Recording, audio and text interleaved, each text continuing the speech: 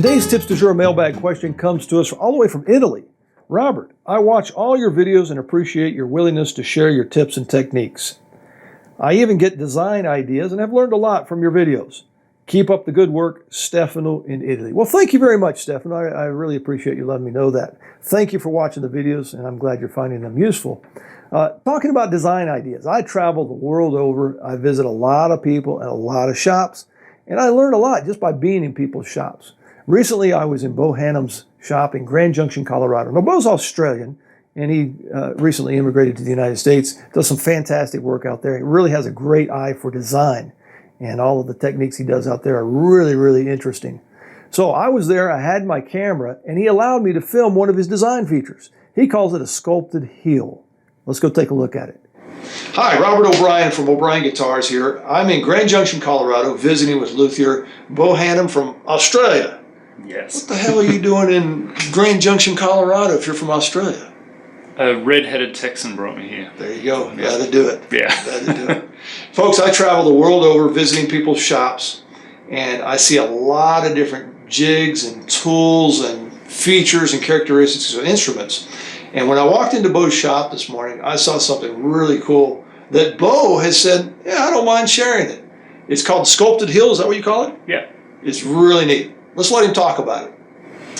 So when I moved to the US from Australia, I wanted to have my own kind of branding, my own look. And so I started doing these square heels instead of the typical traditional heel, which, you know, everyone knows that.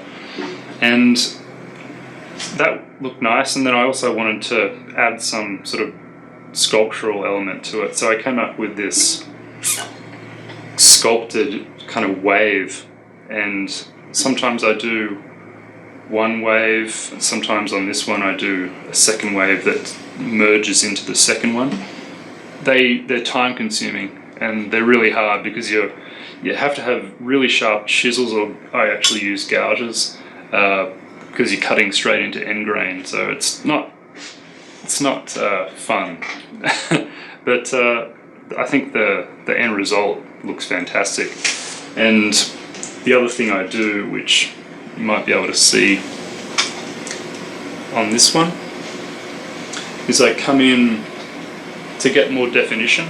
I come in with some tobacco brown or medium brown and shoot some brown just from the edge, and that just picks up the scoop area, picks up some color, and nowhere else does, and that just gives the whole thing some more definition, which is hard to do in a low relief kind of setting like this, but yeah, it's just a little bit of color goes a long way, so don't overdo it if you're going to try this. And you know, about $200 worth of gouges also helps.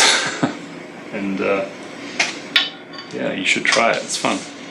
So folks, this is a really cool feature, and it's even cooler that Beau would share this with us, because, you know, not a lot of guys do this. I visit a lot of people all over the world, and some of them are kind of secretive about what they want to share, but Beau is very open, and appreciate your time, Beau.